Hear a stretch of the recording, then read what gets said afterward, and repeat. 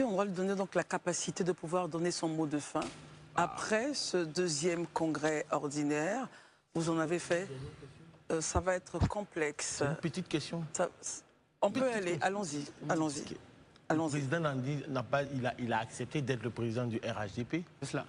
Mais il dit qu'il va réfléchir. Or, je sais que tous les militants du RHDP attendaient son oui. Est-ce que finalement, au RHDP, vous ne manipulez pas un peu la base? Qu'est-ce que vous appelez la manipulation? C'est à vous que je demande. Mais c'est la base qui s'est exprimée.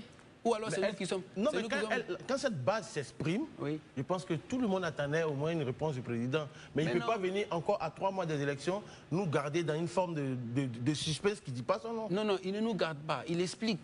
Il explique. Il a été sollicité pour 2 questions. Être le président du RHDP, pour ça, il n'a pas besoin de se prononcer devant la nation.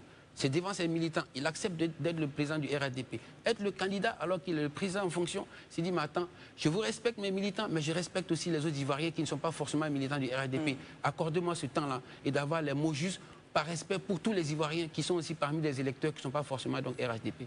On l'a compris. Parce qu'à